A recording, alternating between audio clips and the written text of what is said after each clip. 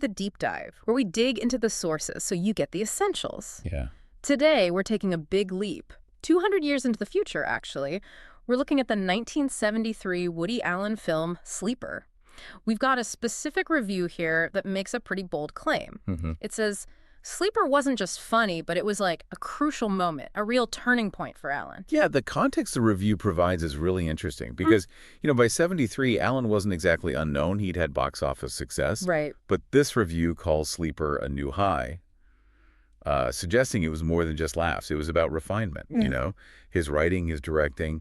It shows him really integrating complex stuff without just aiming for the easy joke or the payday. Okay, interesting. So our mission today is to follow the main character, Miles Monroe, on his pretty wild ride. Definitely why. And figure out how Allen mashed up sci-fi slapstick and some surprisingly sharp social commentary. Let's jump in. The premise itself, it grabs you. The review notes that right away. It's not just a loose collection of gags.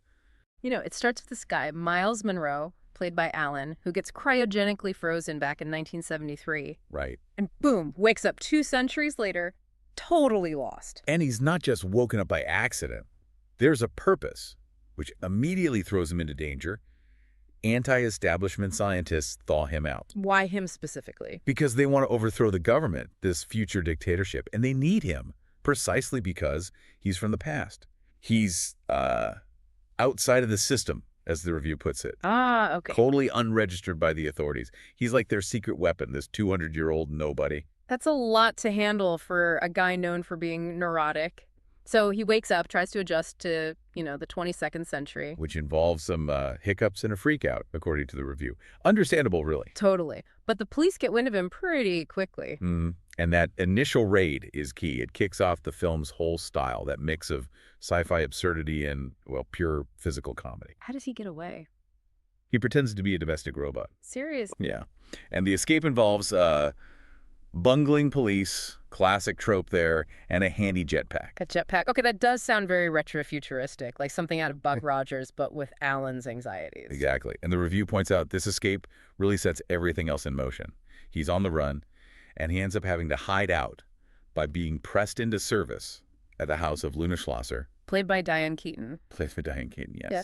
And initially, she's described as this free-spirited and self-obsessed poet. So the whole core relationship starts under, completely false pretenses. Okay, so this brings us to maybe why the review sees this as such a big step up for Allen.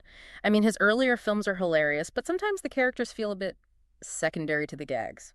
That's precisely the argument here. The review praises Sleeper because the central story holds up, and the characters, Miles and Luna, are well thought out and developed. They actually change, they grow. They're not just joke delivery systems. Exactly. Their relationship drives the plot. And you really can't talk about this without focusing on Diane Keaton. Her performance and their chemistry, it just elevates everything. And her character, Luna, she actually goes through a transformation. Yeah, quite a significant one. The review highlights her arc, from the initially shallow and neurotic Luna to the more astute freedom fighter in the last third of the film. That sounds like a tricky balance to strike, especially in a comedy with, like you said, jetpacks and robots. It is. And to show how committed they were, acting-wise, the review brings up this one specific, really memorable scene. It's during Miles's recovery from some mental reprogramming mishap. Okay. He starts believing he's Blanche Dubois. Wait, the Blanche Dubois from Streetcar Named Desire? The one and only. Fragile, delusional Blanche. Wow. Okay. And Luna, to snap him out of it, has to improvise. She pretends to be Stanley Kowalski. No way. Yes. And the review makes a point of Keaton's unerringly accurate Marlon Brando impersonation. It mentions the pursed lips and nasally voice. It's apparently spot on. That's brilliant. It's like highbrow literary references meeting pure sci-fi absurdity. It shows a lot of confidence, doesn't it?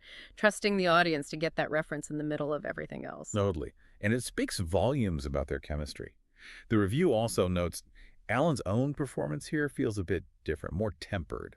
Oh, so? Well, he's still recognizably Woody Allen, the persona, but there are subtleties coming through that point the way to his future performances. Less broad panic, maybe more nuance in the interactions. Interesting. So you've got this stronger story, deeper characters, but Sleeper is also famous for its look, its style, that blend of sci-fi and old school slapstick.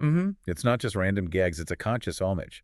The review specifically mentions Buster Keaton, Harold Lloyd, Charlie Chaplin, real legends of physical comedy. And it gives a great example, right? The scene where Miles steals food. Yeah, the giant banana scene. He swipes this enormous banana because he's starving. The farmer chases him. And then, And then we get, quote, much slipping on giant banana skins for about 60 seconds. ah, that sounds incredible. Pure Chaplin, like the little tramp trying to outwit authority, but, with giant fruit. Exactly. It's stylized chaos. And what's key, the review points out, is that during these big physical sequences, there's often no dialogue. Really leaning into the silent film aesthetic. Absolutely. But it's not silent. The mood is filled with ragtime jazz. Oh, nice touch. And apparently it was Woody and his actual band playing it. So you get this amazing clash, 1920s jazz scoring, futuristic chases. It's a bold choice. But it's not all silent comedy, right? The review says the dialogue is still sharp. Oh, definitely. It emphasizes that even with this more cohesive plot and style, the film is still loaded with fantastic one-liners and comical wordplay. The humor doesn't get sacrificed. It, enhances everything else. Okay, so if you pull back from the laughs and the bananas, what's the film actually saying? The review mentions satire. Yeah, it goes deeper. The future society Miles wakes up in. Yeah. It's a dictatorship, plain and simple. The review notes that anyone with radical ideas gets reprogrammed, and basic freedom of choice is non-existent. So beneath the comedy, there's this vein of real paranoia about conformity and control. Very early 70s anxiety, but amplified. And it also takes aim at something else very specific to the 70s, doesn't it? The health craze. Oh, yeah, this is one of those famous bits of satire. It completely flips the script on health food. In Alan's 22nd century, the scientists have proven that stuff we think is bad for us is actually good. So what are they recommending? Get this, fatty food and cigarettes for the enrichment of mind and body. That's hilarious. Just complete rebellion against the brown rice and jogging movement that was starting then. It's brilliant. And the review calls it a wry observation because it connects back to something real. What's that? The fact that, back in the mid-20th century, doctors literally used to appear in cigarette ads, endorsing their smoothness and health benefits. Oh, wow. I forgot about that. So Alan just takes that historical absurdity and makes it future government policy. It's funny because it's so ridiculous, but also because, we're still constantly being told what's good or bad for us by changing authorities. That's a great point. The target of the satire feels weirdly timeless.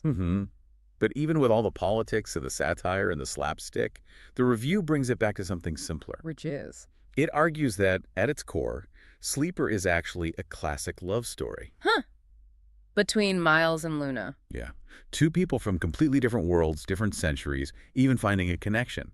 It's about them navigating this crazy future together through the process of learning and understanding. So there's a surprising amount of heart underneath the giant banana peel. Seems like it grounds all the anarchy. So summing up then, the review we looked at really positions Sleeper highly.